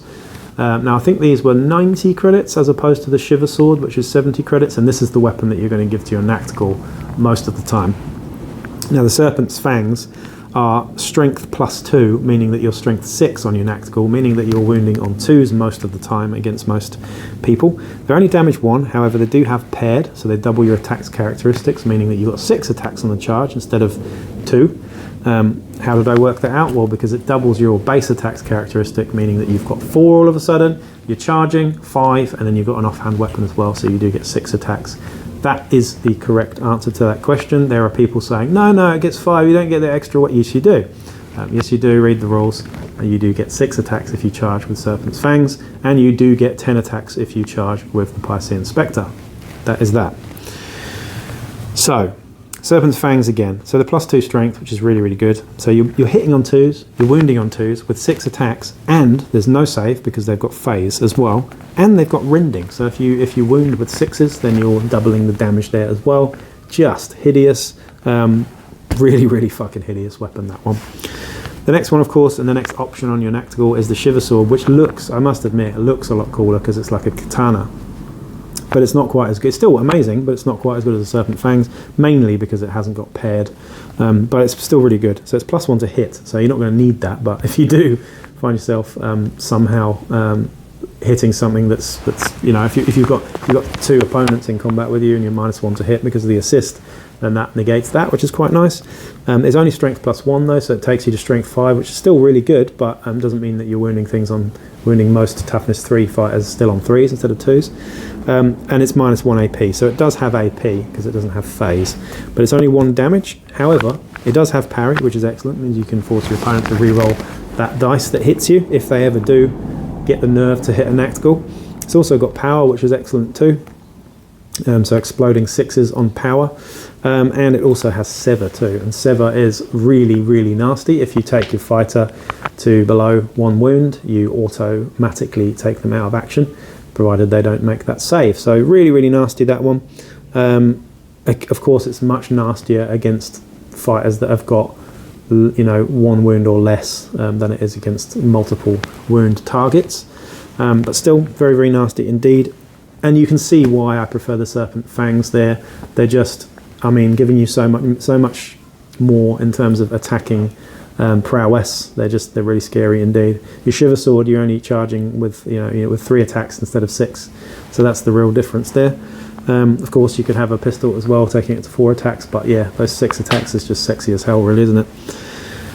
Now, we've got shock staves. I think you probably know what shock staves do, but we've got shock tendrils. This is what we have on the Cephalopod Spectre, and I think it's exactly what I was describing earlier. It's kind of like a shock whip, except it's 2-inch versatile instead of 3. Strength +1 though, which takes your Cephalopod to strength 4. It's 1 damage, but it's got shock and versatile, of course, as well. So pretty good there. And that, I think, is that. But the last one that we want to talk about, and something that Delaque, and another great close combat weapon that Delaque have with some real punch, pun intended here, is the Web Gauntlet. So this one is +1 to hit in general. So this takes your gangers to 3+ to hit.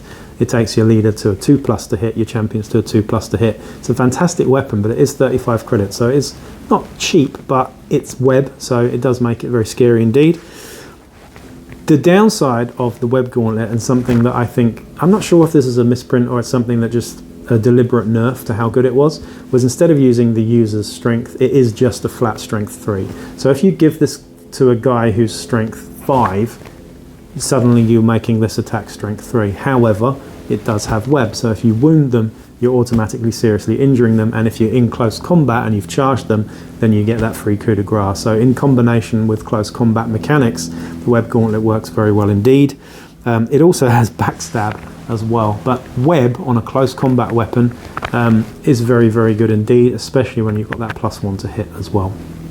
What I like using this for is a sort of counter-attacking weapon. So you put it on a fairly fragile target, like your leader with a long rifle or something.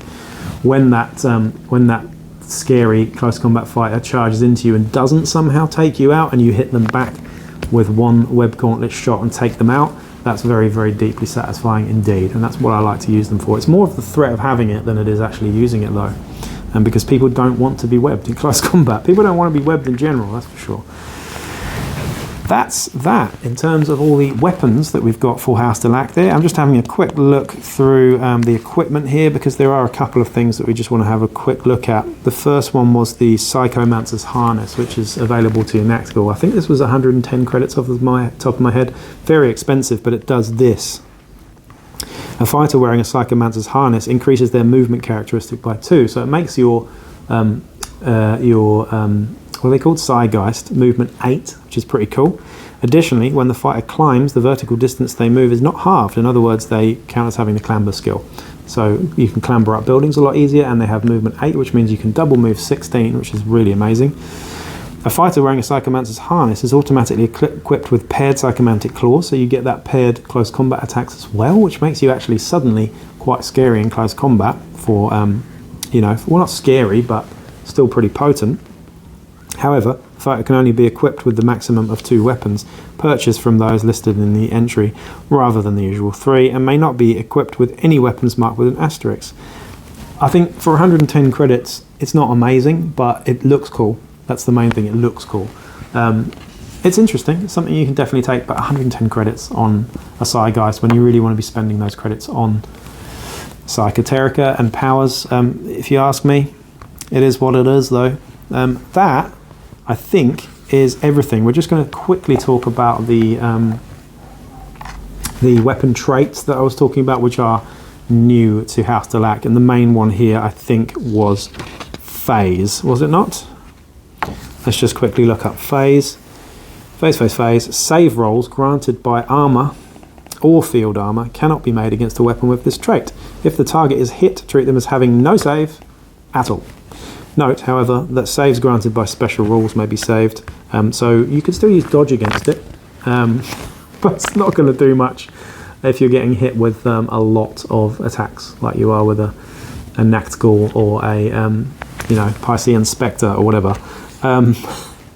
But yeah, this trait only ignores armor and field armor. So there you go.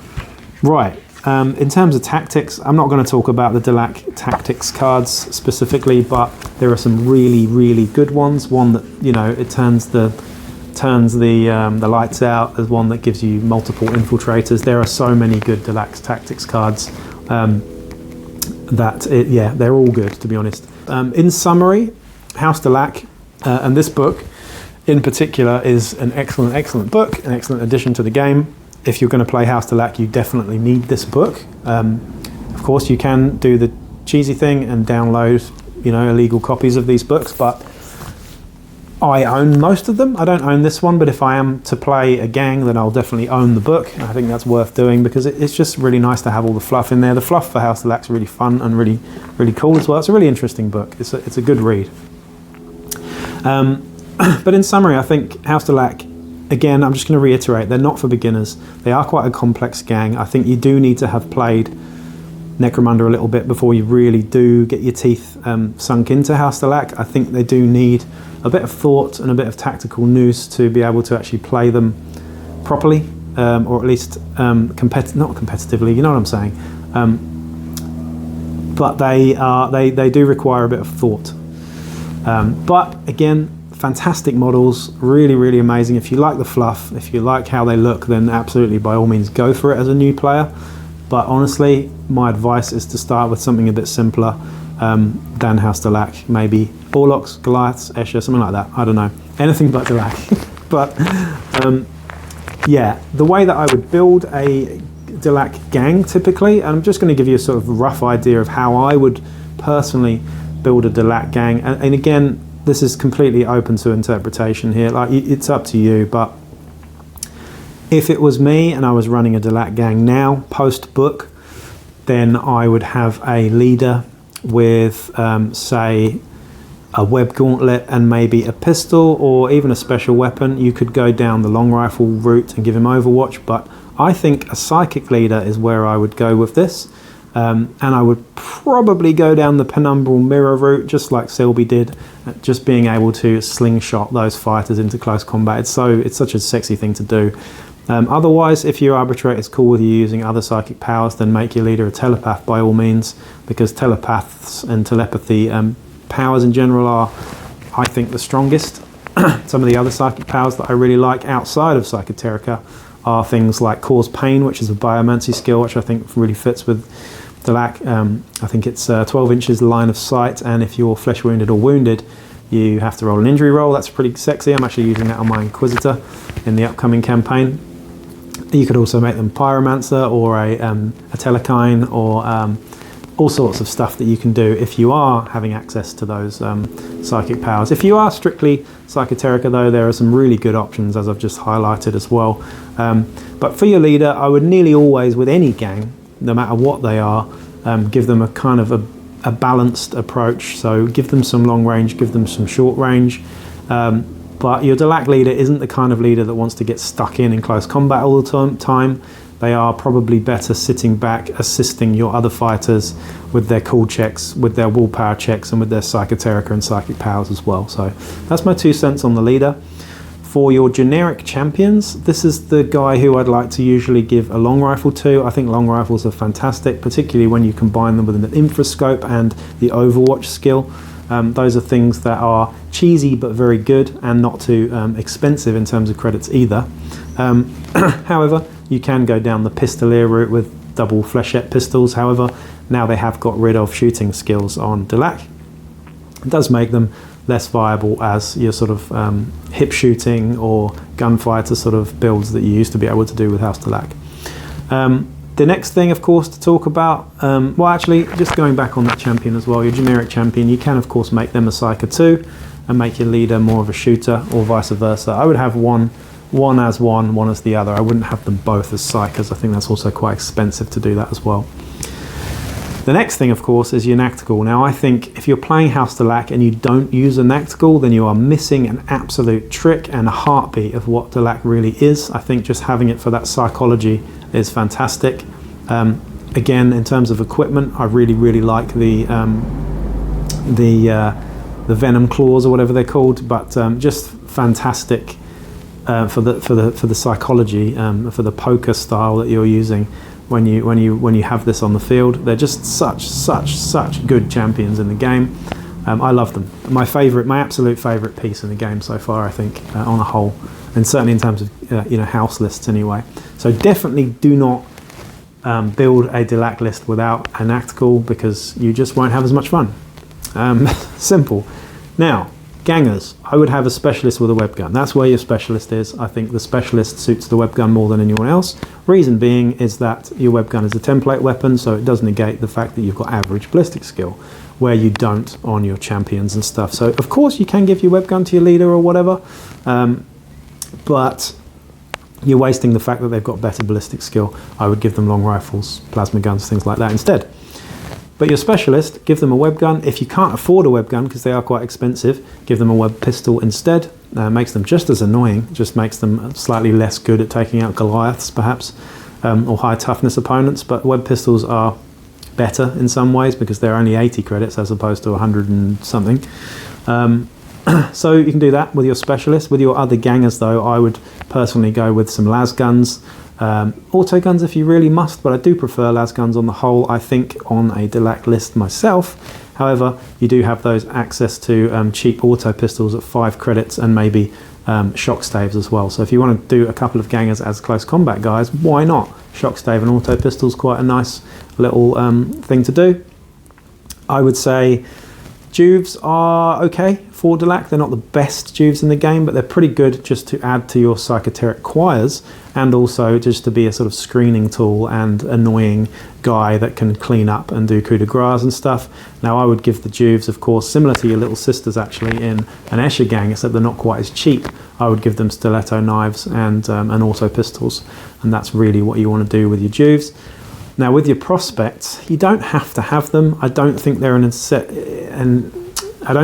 essential part of the Delaque list. However, if you do want to get into psychoteric outside of your leader and champions, and you don't want to restrict your leader and champions to being the psychic guys on your gang, then by all means go down the route of having your Psygeists doing that thing instead. Of course, do remember that you can get willpower increases quite cheap and make them a lot more potent at doing psychoterica and psychic powers, but they really start to get good when you get the psychoteric worms. So bear that in mind. It's quite expensive to build a couple of Psygeists up to the level where they actually become really potent. The next thing, of course, I would start talking about is spikers. They are incredibly good for the price. So as soon as you've got the rep to be able to take hangers on, then a spiker is absolutely essential. I also think that the Whisper Merchant for 30 credits is fantastic too, as is the Thrall as well. So all those hangers on are great. If you really want to take the brute, if you really want to go down the Piscean Spectre route, I wouldn't do it immediately. If you're a new player and you're getting beaten all the time, then take one, because it will level the playing field somewhat. But if you're a guy who's been playing Necromunda for a long time and you start off early in a campaign with a Piscean Spectre, you're just going to dominate everybody because they're so powerful. So bear that in mind. Don't be a cunt. Be a bit of a cunt because you're playing Delaque, and people are going to expect that because Delaque are cunts. But just don't be a complete cunt. Be a little bit of a cunt, not a complete cunt. So that's that. And that really is my 2 cents on House Delaque. I think they are an incredibly enjoyable and rewarding gang to play. They're not my absolute favourite gang, but they are definitely up there for me, and I'm really looking forward to playing them again at some point soon. With all those things that I just talked about. So there you go. I had to throw in a there you go at the end there, but please like, share, subscribe, check out my Patreon, get me to 2,000 subscribers very quickly, please. I might do some competitions soon. I'm thinking perhaps of giving away one of my gangs. I'm not sure which one I want to give away, but I'm going to be moving to Australia soon. I'm not going to be able to take everything with me, certainly at first anyway. So I might have a little bit of a clear out, and I might give away one of my fully painted gangs that I've used in a campaign before as a prize, but I'm thinking about what I can do for prizes at the moment. So give me some suggestions, let me know what you think, and also, feel free to email me with any questions as well. Email is in the information there as well. But if you have any ideas on videos that you'd like me to do as well, I'd really like to hear. Because there's probably a few things that I've missed out, or the few things that you'd like to hear that I haven't actually covered yet. I've probably got a big list of stuff that I'm going to be doing over the coming weeks as well though, so bear that in mind. But for now, that's me, over and out.